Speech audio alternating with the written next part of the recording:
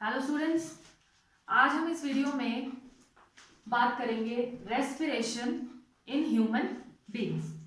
हमने previous video में digestion पढ़ा था पूरा। इस वीडियो में रेस्पिरेशन की बात करेंगे। ठीक है, चलो स्टार्ट करते हैं। डाइजेशन में हमने देखा कि क्या होता है। Digestion is a process in which breakdown of complex food takes place into simple absorbable form। Digestion में खाना जो है सिर्फ टूटता है सिंपल सब्सटेंसेस में। डाइजेशन से हमें एनर्जी नहीं मिलती है। ठीक है, for getting energy this respiration process is important. ठीक है, तो डाइजेशन से हमें कोई एनर्जी नहीं मिलती, सिर्फ हमारा जो कॉम्प्लेक्स फूड है जो हमने खाया है वो स्मॉल सब्सटेंसेस में टूटता है, दैट इज डाइजेशन। उसके बाद जो हमारा खाना है जो सिंपलर सब्सटेंसेस में टूट चुका है that goes into the cell, वो सेल में जाता है। ठीक है, और सेल में उसके बाद क्या होता है, रेस्पिरेशन, जिससे हमें क्या मिलती है, एनर्जी मिलती है। तो देखते हैं कि क्या रिएक्शन होती है when the food in the form of glucose, digested food, ठीक है, in the form of glucose that goes into the cell। Cell में C6H12O6, this is what glucose. अब ये ग्लूकोज सेल में पहुंच चुका है। ठीक है, सेल में भी कहां, सेल में भी साइटोप्लाज्म में। और आपको पता है cytoplasm is a jelly like structure in which so many cell organelles are there. ठीक है, तो साइटोप्लाज्म की कौन सी सेल ऑर्गेनेलीज में जाता है, माइटोकॉन्ड्रिया में जाता है।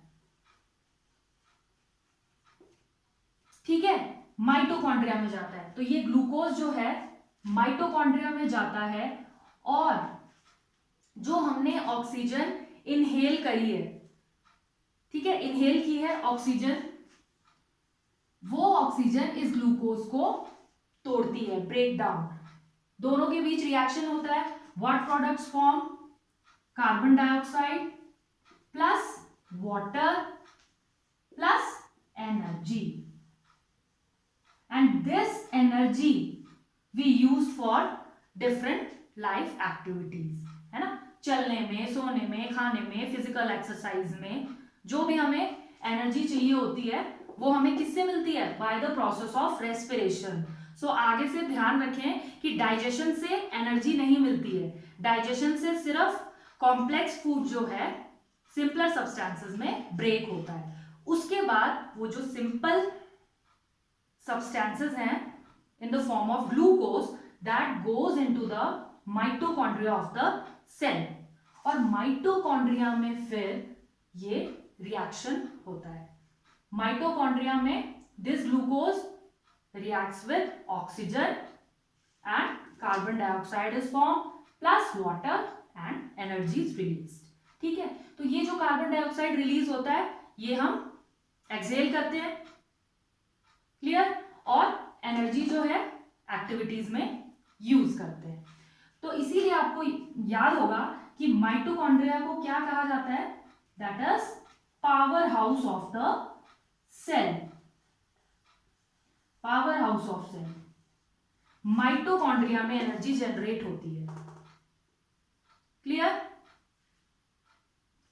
तो आगे से ध्यान रखें कि हमें जो एनर्जी मिलती है फूड से वो हमें रेस्पिरेशन से मिलती है, that is not come from digestion. Digestion से फूड सिंपल सब्सटेंस में ब्रेक डाउन होता है और उसके बाद वो कहा जाता है, माइटोकॉन्ड्रिया में जाता है, और माइटोकॉन्ड्रिया में ग्लूकोज का रिएक्शन किसके साथ होता है, ऑक्सीजन के साथ जो हम इनहेल करते हैं, और जब रिएक्शन होता है तो कार्बन डाइऑक्साइड रिलीज होता है प्लस हमें एनर्जी मिलती है। ठीक है, now second is what is the difference between breathing and respiration. दोनों एक ही चीजें हैं या डिफरेंट है, तो ये जो दोनों चीजें हैं, this is completely different from each other. ठीक है, बच्चे ब्रीदिंग और रेस्पिरेशन में कंफ्यूज होते हैं, तो कंफ्यूज नहीं होना है। ब्रीदिंग जो है क्या है, it is just simple inhalation of oxygen and exhalation of carbon dioxide, that is called breathing. Breathing सिर्फ ऑक्सीजन इनहेल करना और CO2 एक्सहेल करना, दैट इज ब्रीदिंग। लेकिन रेस्पिरेशन, रेस्पिरेशन तो पूरा प्रोसेस है जो हमने ये किया है, यहाँ पे रिएक्शन लिखी है। Respiration is a process in which oxygen combines with glucose, or you can say oxygen breaks this glucose to give carbon dioxide plus water and energy, and this entire process takes place in the mitochondria of the cell. So this is respiration, और breathing तो सिर्फ inhale करना और exhale करना, तो that is breathing। तो I hope आपको ये respiration समझ में आया होगा। अब हम करते हैं टाइप्स ऑफ रेस्पिरेशन। टाइप्स क्या क्या है, तो देखो रेस्पिरेशन जो है दैट इज ऑफ 2 टाइप्स। ये जो हमारा रेस्पिरेशन है,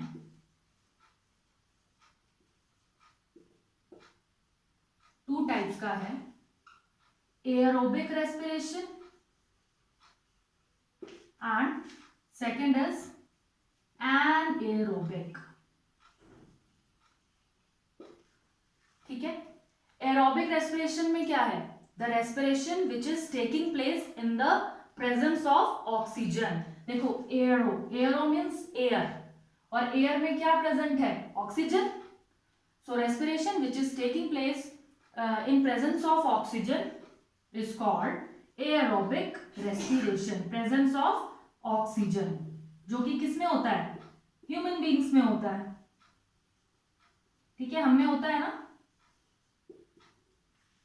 एक कंडीशन में नहीं होता, मसल्स में, वो मैं आपको अभी बाद में बताऊंगी, बट ह्यूमन बीइंग्स में नॉर्मल अगर देखा जाए तो एरोबिक रेस्पिरेशन होता है। ठीक है, और अगर बात करें anaerobic respiration, this is a type of respiration which is taking place in absence of oxygen, absence of oxygen. ठीक है, लोअर ऑर्गेनिज्म में होता है लाइक ईस्ट सेल्स, इसमें क्या होता है, anaerobic respiration. Clear? Now next, अब कुछ कंडीशंस हैं। ये जो हमारा ग्लूकोज है, this is what, C6H12O6 glucose है। ग्लूकोज किसमें कन्वर्ट होता है, पायरुविक एसिड, पायरुविक एसिड या पायरुवेट कह सकते हैं। This is 3 carbon compound. Glucose जो है पायरुविक एसिड में कन्वर्ट होता है। अभी आप इतना ही ध्यान रखो कैसे कन्वर्ट होता है, ये एक लॉन्ग साइकिल है, 10 स्टेप प्रोसेस है जो हम हायर क्लासेस में करेंगे। यहां पे आप इतना ध्यान रखिए कि glucose is converted into pyruvic acid which is 3 carbon compound. अब 3 कंडीशंस होती हैं, presence of oxygen, presence of oxygen, second lack of oxygen, and third is absence of oxygen।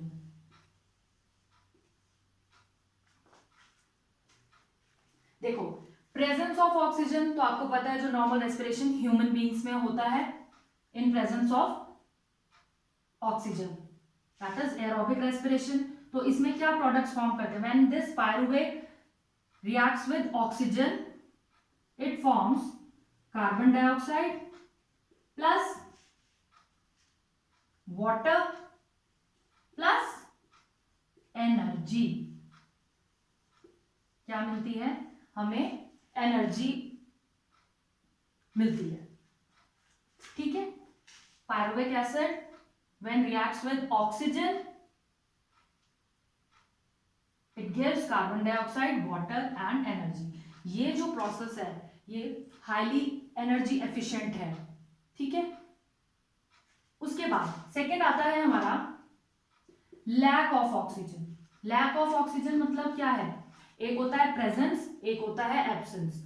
लेकिन लैक में क्या है कि जिसमें हमें ऑक्सीजन मिल रहा है लेकिन कमी है ऑक्सीजन की। तो ऐसा केस कब होता है, आपने देखा होगा when we are doing exercise, physical exercise यानी फिजिकल एक्टिविटीज, उस केस में क्या होता है कि हम बहुत जल्दी जल्दी ब्रीथ करते हैं, इनहेल और एक्सहेल करते हैं। क्यों करते हैं, क्योंकि उस केस में हमारी बॉडी में क्या हो जाती है, ऑक्सीजन की कमी हो जाती है ना, तो हमें जल्दी जल्दी ब्रीथ करते हैं, राइट। तो लैक ऑफ ऑक्सीजन में क्या होता है, दिस पायरुविक एसिड जो है इसको ऑक्सीजन पूरा तो मिल नहीं रहा जितना इसको चाहिए, लेकिन थोड़ा बहुत मिल रहा है। जब हम एक्सरसाइज करते हैं तो थोड़ा बहुत ऑक्सीजन हमारी बॉडी को मिलता है, लेकिन जितना चाहिए होता है उतना तो नहीं मिलता है, लेकिन थोड़ा मिलता है। तो ये किसमें, लैक ऑफ ऑक्सीजन में